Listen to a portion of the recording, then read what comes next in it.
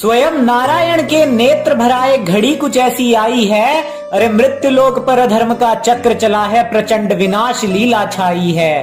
क्रोध में भरकर नारायण गरुड़ को आवाज लगाते हैं, वाहन पर अपने आरूढ़ होकर तदनंतर मृत्यु लोक को आते हैं। अंधकार में खोया मनुज कली के वश में ऐसा आया था, सामने खड़े नारायण को भी पहचान कोई ना पाया था। भगवान सोच रहे मन ही मन, मृत्यु लोक में कैसा कोहराम छाया है।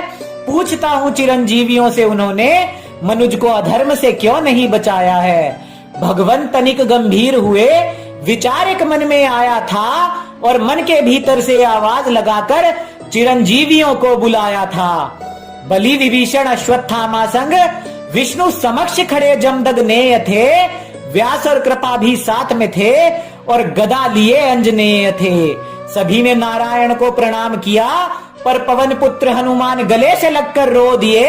अरे नारायण में देख छवि प्रभु श्री राम की, चरण नारायण के बजरंग बली ने अपने अश्रुओं से धो दिए। अरे गले से लगकर बोले हनुमान, क्यों बचाऊं मनुज को। प्रभु ये मनुज बड़ा ही धूर्त हुआ है, तुमको छलिया बताता है। अरे तुमको है पक्षपाती कहता और मेरा हृदय छलनी हो जाता है। मेरे हृदय में आता है कि इन अधर्मियों के लिए निश्चित ऐसा दंड करूं, इन अधर्मियों पर गदा उठाऊं और मस्तक इनका खंड खंड करूं। व्यास भी क्रोध में भरकर बोले, अधर्मियों के महिमा मंडन को मनुज ने रचे न जाने कितने ही उपन्यास हैं। अरे रामायण महाभारत के धर्मियों को श्रेष्ठ दिखाकर खुद को समझते वेद व्यास हैं। अर्जुन के रथ पर विश्वकर्मा रचित दिव्य कपि को हनुमान ये बताते हैं। अरे करुणा और भक्ति की मूरत बजरंगी को भी पक्षपाती ठहराते हैं। सदा ही जिसने परमार्थ किया उस अर्जुन को नीचा ये दिखाते हैं और ग्रंथों में झूठे श्लोक मिलाकर अधर्मी को वृषा बताते हैं। अरे वृषा तो है जो धर्म को समझे और सदा से ही सत्य वक्ता है। अरे जिस कर्ण ने झूठ बोलकर ही शिक्षा और सब कुछ प्राप्त किया था, उसे हमारा कृष्ण वृषा कैसे कह सकता है।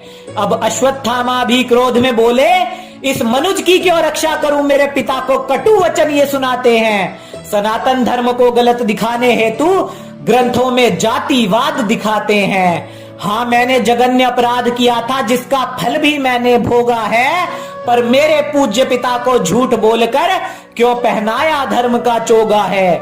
सूत पुत्र कर्ण को नीची जाति बताकर सहानुभूति कमाते हैं और जातिवाद से लोगों को आपस में लड़वाकर राजनीति खेल जाते हैं। कृपाचार्य को भी ताव चढ़ा और बोले, दुर्योधन कर्ण को आदर्श मानकर ये समाज भी बन चुका धर्मी है। आज भी द्रौपदी नहीं है सुरक्षित, मनुष्य हो चला दुष्कर्मी है। हाथ जोड़ फिर बोले विभीषण, धर्म की खातिर विरुद्ध हुआ भाई के, फिर भी ना मिला मुझको सम्मान है। इस मनुज की मैं क्यों रक्षा करूं, जो कुलद्रोही कहकर करते मेरा अपमान है। रावण का सम्मान ये करते, कहते मैया सीता को कभी ना हाथ लगाया था। नहीं बताते अप्सरा से दुष्कर्म के कारण श्राप उसने ये पाया था। श्राप था यदि किसी स्त्री को रावण उसकी इच्छा के विरुद्ध हाथ लगाएगा, ऐसा घिनौना अपराध करते ही उसका मस्तक खंड खंड हो जाएगा। अरे रावण बनने की चाह में ये मनुज अपने अहंकार में ऐठा है, उसके जितना ज्ञान तो प्राप्त कर सकता नहीं था, बस उसकी भांति दुष्कर्मी बन बैठा है। हनुमान बोले, हे प्रभु मैं तो आपकी प्रतीक्षा में ये धर्म सहता हूँ, पर जितने भी यहाँ राम और कृष्ण भक्त हैं उनकी रक्षा के लिए तत्पर रहता हूँ। नारायण ने फिर मौन को तोड़ा और बोले, कुछ क्षण ठहरो, मैं कल की बनकर आऊंगा। कली पुरुष की सधर्मी सेना में भीषण विध्वंस मचाऊंगा और धर्म योद्धाओं में भी संदेश भेज दो, दुष्कर्मियों की छाती पर तन जाओ तुम, उनके अधर्मी जीवन को काल भैरव बन खा जाओ तुम। अभी कुछ समय ये है तुम्हारी जिम्मेदारी, कहीं ना कोई दुराचार हो, निर्भया और आसिफा के आगे मानवता फिर से ना शर्मसार हो। जो सही मार्ग पर आ जाएगा वो फिर से स्वर्ण युग में जाएगा, और जो अधर्म में ही खोया रहेगा वो काल की भेंट चढ़ जाएगा। अरे कह दो जाकर दुनिया से, अब कल की आने वाले हैं, अधर्मियों के ऊपर संकट के बादल फिर से छाने वाले हैं।